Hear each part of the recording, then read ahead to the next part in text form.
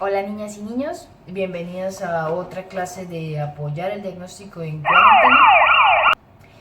Hoy vamos a ver, hace 2 sábados creo, les había enviado un documento a las personas que no se podían conectar y que no tenían internet de pronto para ver en YouTube. Les había enviado un documento con un montón de instrumentales y de bandejas para endodoncia, para cirugía, para hacer aislamiento absoluto.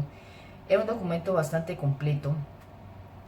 Ese documento, si Dios quiere, lo vamos a ver cuando estemos en clase presencial, lo voy a explicar mejor, me van a poder hacer las preguntas que tengan, porque sé que a pesar de que yo pongo los dibujos, ustedes puede que no comprendan todo.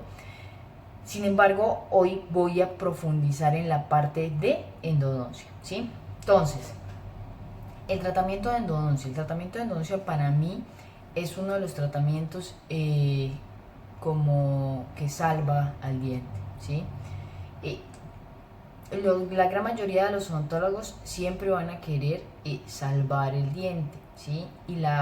¿Por qué uno debe salvar el diente? Uno normalmente salva un diente porque una caries fue muy profunda y al ser muy profunda llegó al nervio, causó mucho dolor y obviamente el diente muere, ¿sí? La pulpa, que es donde está el nervio, todo el paquete vasculonervioso, ¿sí? Que es lo que causa dolor, él sufre algo que se llama pulpitis, es decir, una inflamación. Y al causar esa inflamación hace que haya dolor y después de ese dolor, ya de tanto sufrir y tanto dolor, el diente muere, ¿sí? Y crea algo que se llama necrosis pulpar. Esa es la muerte del nervio. Entonces, y ahí el diente después de un tiempo tiende a cambiar de color, se tiende a poner amarillo o se tiende a poner negrito, ¿sí? Las principales causas de asistencia a odontología por urgencias es por eso, por pulpitis. Cuando a una persona le duele mucho un diente y ya no se aguanta y dicen, no, sáqueme el diente, por favor, es porque tiene pulpitis, ¿sí? Y el tratamiento ideal para una pulpitis, la pulpitis se divide en irreversible y reversible. Normalmente la reversible es que uno remueve la caries, no había llegado totalmente al nervio, quedó como un espacito pequeño de dentina reparativa y el diente se salva. Y otras, el dolor es tan intenso que fue que ya llegó a la pulpa y no hay otra, esa es la pulpitis irreversible y ya ahí no hay nada que hacer. La única opción es hacer tratamiento de endodoncia o hacer exodoncia, ¿sí? Es decir, sacar el diente. Los odontólogos siempre vamos a querer salvar el diente, es decir, hacer endodoncia. Entonces, ¿en qué consiste el tratamiento de endodoncia? Primero, al paciente lo van a tener que anestesiar. Ya saben cómo se alista la jeringa de anestesia, la cárpula, la punta, con la aguja, ¿sí? Y entonces el tratamiento de endodoncia siempre va a requerir aislamiento absoluto, ¿sí? Con el dique de goma, la persona con la boca abierta y toda esa cosa azul o verde, eso viene de diferentes colores, ustedes lo vieron. Eso para que el endodoncista pueda trabajar mejor y hacer bien la endodoncia en el diente que es, y también porque cuando uno hace endodoncia normalmente tiene que irrigar, ¿sí? Y en endodoncia también se usan instrumentales muy pequeños. Entonces hay riesgo de que pronto el paciente se los coma sin querer o se los pase en algún accidente. Entonces por eso siempre se hace aislamiento, para que el paciente no se lo coma, para ver mejor el campo operatorio, para que el campo operatorio no se contamine con saliva. Esas son como las razones de hacer el aislamiento, ¿sí? Entonces por eso el endodoncista siempre hace aislamiento absoluto. Y básicamente lo que consiste es en, ustedes ven el diente y el diente tiene sus capas, esmalte, dentina y pulpa, ¿sí? Cuando la caries llega a la pulpa, ya hay nada que hacer, toca hacer endodoncia. Entonces, ¿en qué consiste la endodoncia? En los niños se hace algo que se llama pulpotomía o pulpectomía. Pulpotomía consiste en remover solo la parte cameral, la cámara pulpar, es decir, la parte como arriba del nervio, la parte de la corona. Y Las raíces se dejan intactas, se deja el nerviecito quieto. Y pulpectomía es sacar tanto el nervio de la parte cameral, ¿sí?, de la cámara pulpar, como de las raíces, ¿sí?, se saca todo. Normalmente eso se saca con algo que se llama tiranervios. El tiranervios es como una lima, pero tiene como, se llama tiranervios porque tiene como unas puitas pequeñas que sacan el nervio completo. A veces uno llega a poner el tiranervios y tirar, sacar, se llama tiranervios porque tira el nervio, lo saca y sale el nervio completico en el tiranervios.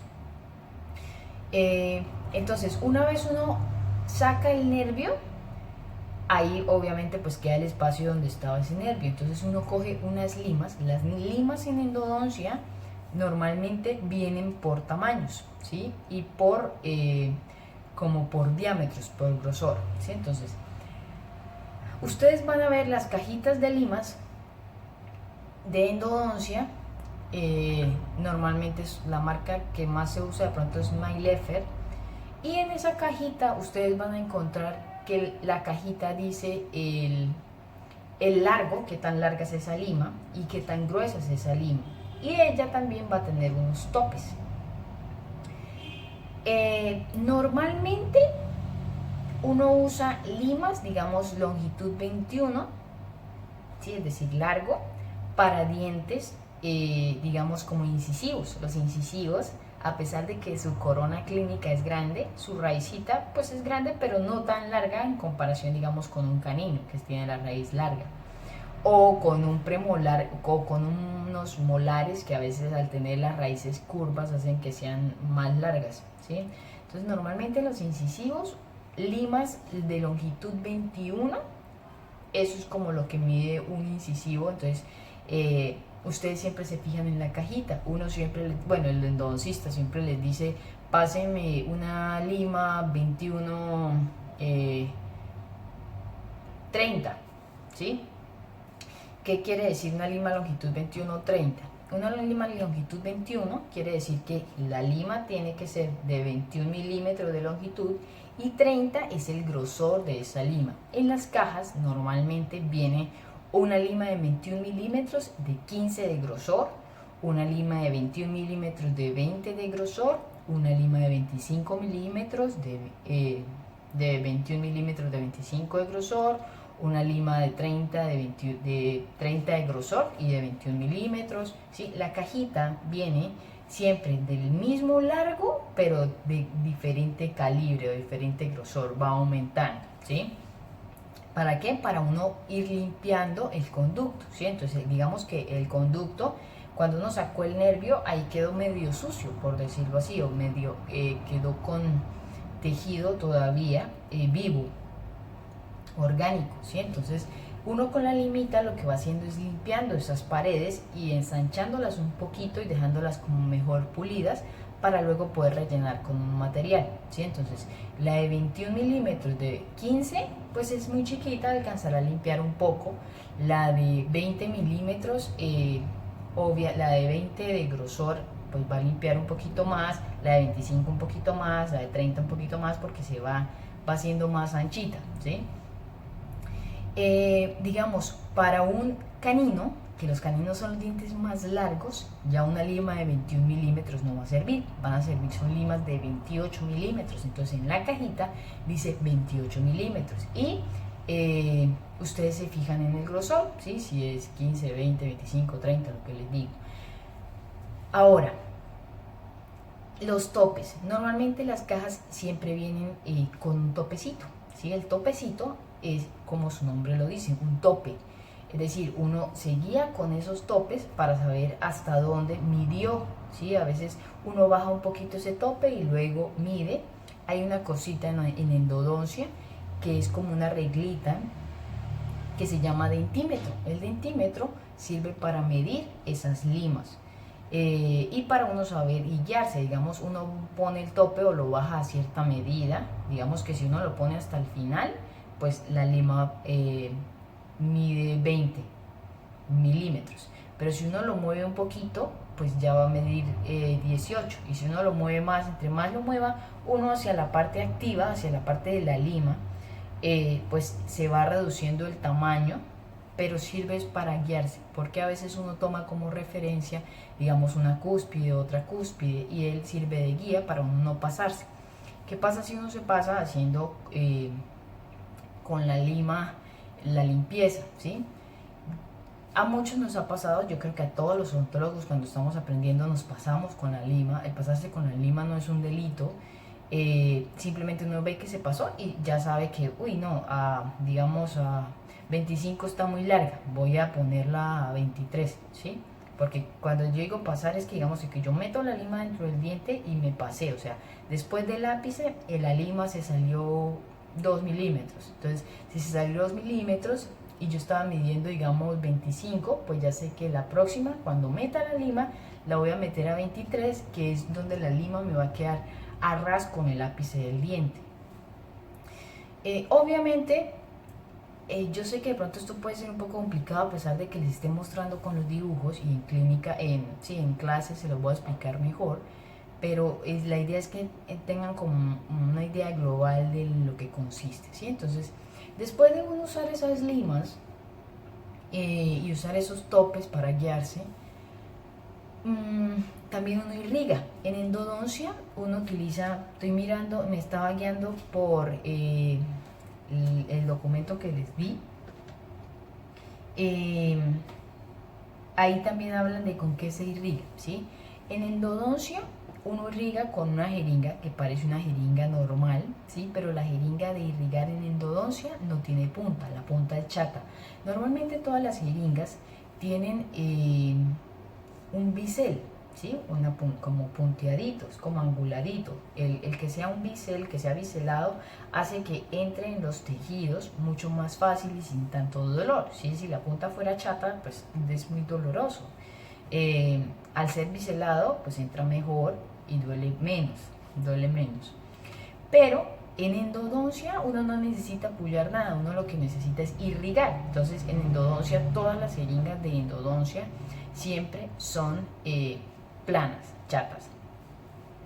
Y uno normalmente eso lo llena, bueno, cuando yo estudié odontología se llenaba con hipoclorito, uno irrigaba con hipoclorito, con cloro, para desinfectar el diente por dentro, ¿sí? Y pues obviamente el paciente siempre debe tener gafas, porque donde le llegue a caer eso irrita y puede llegar a dejar ciego al paciente si le cae mucho o tiene los ojos muy delicados. Bueno, no sé, siempre en endodoncia se deben poner gafas, se deben usar gafas.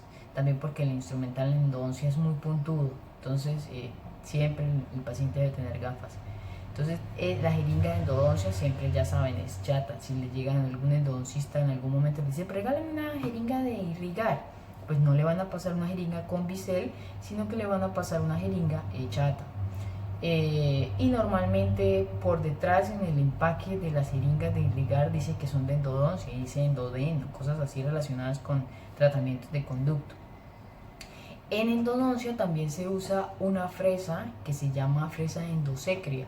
La fresa endosecria, yo en cirugía ya les había dicho que hay una fresa que se llama secria, ¿cierto? Pero en endodoncia hay una que se llama endosecria. La fresa endosecria tiene la parte activa, el final de la parte activa es redondeada, no es puntuda.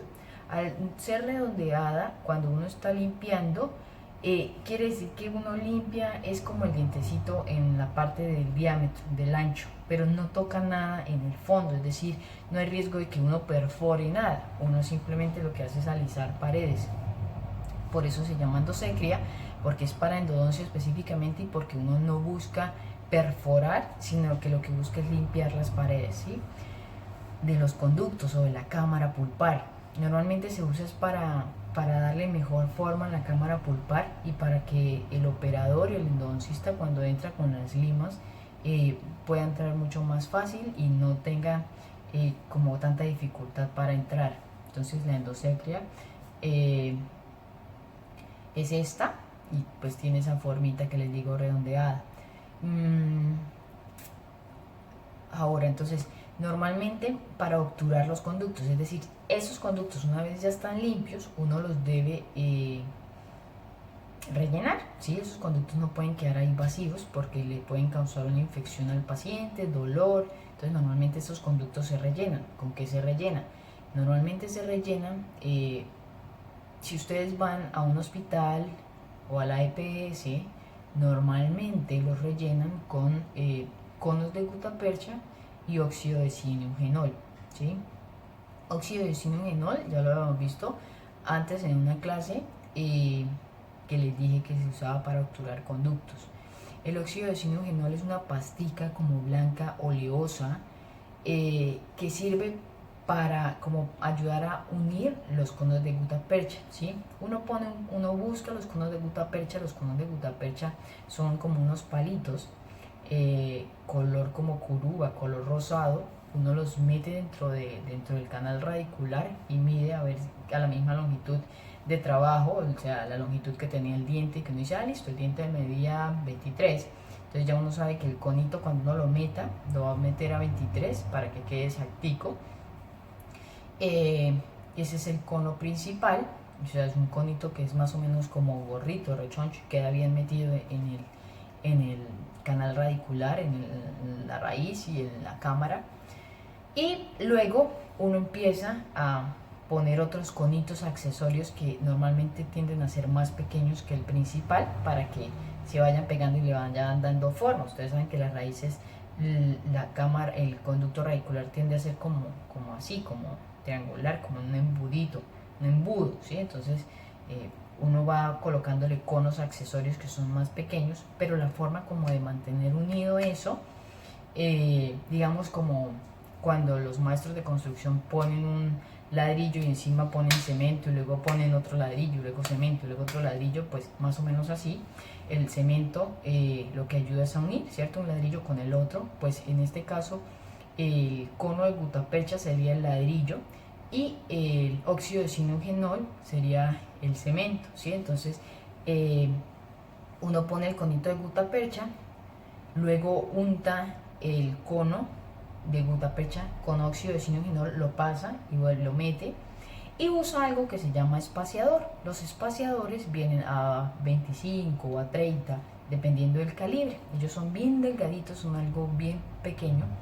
Hay unos que se llaman espaciadores digitales porque son pequeñitos y hay otros espaciadores normales que son un instrumental más o menos grandecito y con ellos uno los mete dentro del diente y como que empuja un poquito para que se junten un poco más los conos de gutapercha con el óxido de zinc-enol y vaya abriendo campo para luego uno meter el otro cono de gutapercha, ¿sí? Entonces va quedando espacio. Esos se llaman espaciadores digitales. Uno los mete, pum, queda ahí un huequito, entonces nada, puedo meter ahí otro conito y vuelve y mete otro conito, vuelve y coloca el espaciador y abre más espacio, entonces coloca otro hasta que llega un momento en el que ya uno mete el espaciador y ya no cabe, ya no hay espacio, ya él no entra, entonces uno dice listo, hasta ahí llegó la endodoncia porque ya el conducto quedó rellenito de conos y entonces uno corta, uno usa un mechero y normalmente corta, dependiendo de el endodoncista, pero normalmente pues uno corta o con un PKT. El PKT es un instrumental que uno usa cuando está estudiando odontología para hacer cosas de encerado, es decir, sirve para calentarse, se puede calentar normalmente con un PKT. Cualquiera de los instrumentos del PKT uno lo coge y con eso corta los conos de gutapercha. Los conos de gutapercha son de gutapercha. La gutapercha es un material como chicloso cuando se calienta. Entonces cuando uno calienta el PKT y lo pasa por los conos de gutapercha, inmediatamente ¡pum!, lo suelta, lo corta. Y ya una vez uno termina el tratamiento de endodoncia, entonces pone a veces, normalmente como de base, una vez encima y queda, uno trata de cortarlo lo más que puede, lo más abajito, no dejarlo tanto en la cámara pulpar, sino dejarlo como lo más arriba que pueda, porque con el tiempo el diente empieza a cambiar de color, dependiendo de si uno dejó de pronto muy abajo el cono de gutapercha o la gutapercha. Entonces, normalmente después del tratamiento de endodoncia, después de que se rellenó con los conos, uno pone un ionómero como de base y ya después la persona, el odontólogo que vaya a hacer la restauración, pone la resina y listo, queda ahí el diente. Obviamente es un diente que, a pesar de que se ve normal, es un diente que no está vital, ¿sí? Es un diente que se rellenó con algo que va a durar ahí años y que si la persona se cuida puede morir con eso ahí sin ningún problema, ¿sí? Pero es un diente que queda mucho más frágil, no va a tener tanta fortaleza porque no va a estar irrigado ya no va a tener sangre por dentro, ya no va a tener vitalidad, ¿sí? Pero perfectamente puede durar ahí sin causar problemas toda la vida. Entonces la persona ya no va a poder morder cosas muy duras con ese diente porque en cualquier momento se le puede partir, ¿sí? Puede quedar frágil. Pero siempre va a ser el método predilecto para salvar un diente. Es como el salvavidas, ¿sí? Cualquier cosa uno dice, bueno, la endodoncia, se puede hacer una endodoncia. Hay momentos en los que de pronto la endodoncia no se puede hacer, no es factible, no es viable, y es cuando una caries de pronto ha avanzado tanto que llega a la furca. La furca es como donde se dividen las dos raíces, digamos si es un diente de dos raíces, digamos que es esta partecita de acá, ¿sí? Cuando una caries era tan profunda que llega a esta parte de la mitad y invade esa zona, ya ahí tampoco se puede hacer endodoncia y ya el diente toca sacarlo, no tiene salvación. Pero si no, se puede hacer endodoncia. Entonces, la endodoncia siempre va a ser el mejor método para salvar el diente. Es un poco costosa, a veces la gente la ve costosa, pero pues salvar el diente y elimina el dolor. Normalmente los tratamientos de endodoncia a veces duelen los primeros días posteriores a la endodoncia porque pues es una zona donde queda como resentido la zona o el tejido, pero ya después eso cesa, pasa y como si nada. Eso era como lo que les quería decir en cuanto a endodoncia. Ya les dije, en clase vamos a ver mejor las diapositivas que les mandé, el texto que les mandé. Y ya vayan anotando todas las dudas que tengan siempre en el cuaderno, en la parte de atrás vayan anotando qué será, por más de que me está diciendo no le entiendo qué me está explicando, para que entonces cuando estemos en clase presencial, si Dios quiere, pues entonces les pueda explicar mejor, ¿sí? Porque en endodoncia hay muchísimo instrumental, puede que a mí algo se me olvide, y pues la idea es que ustedes lo conozcan todo para cuando les lleguen a hablar o a decir algo, no vayan a tener problemas, ¿sí? Eso es todo por ahora y ya, nos vemos en una próxima clase. Chao.